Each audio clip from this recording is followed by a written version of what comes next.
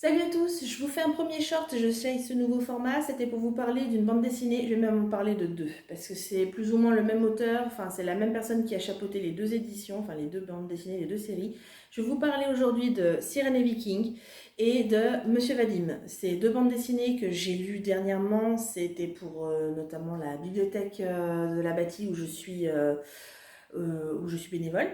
Je les ai lus parce que c'est les nouveautés qu'on a rentrées pour cet été, et puis aussi parce que ça faisait super longtemps que j'avais envie de les lire. Voilà, tout simplement parce que je les avais repérés sur les réseaux sociaux. Donc la personne dont je vous parle, c'est JF. JF, c'est l'auteur de Monsieur Vadim déjà, et c'est lui qui chapeaute aussi la série Sirène et Viking. Voilà.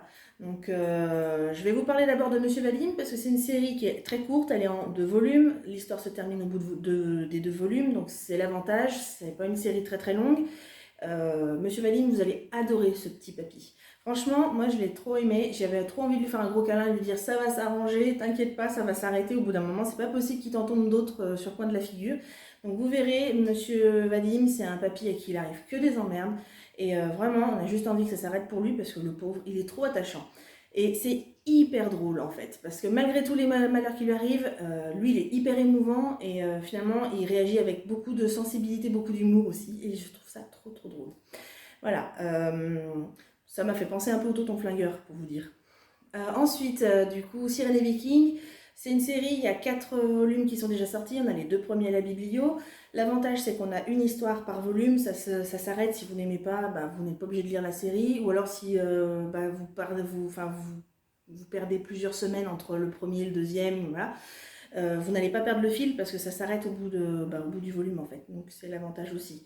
J'espère qu'on aura un petit peu plus de détails sur le peuple des sirènes au fur et à mesure de l'histoire, enfin au fur et à mesure des volumes, parce que là ça a été assez succinct. Le premier on en parle quasiment pas, le deuxième on en parle un peu plus.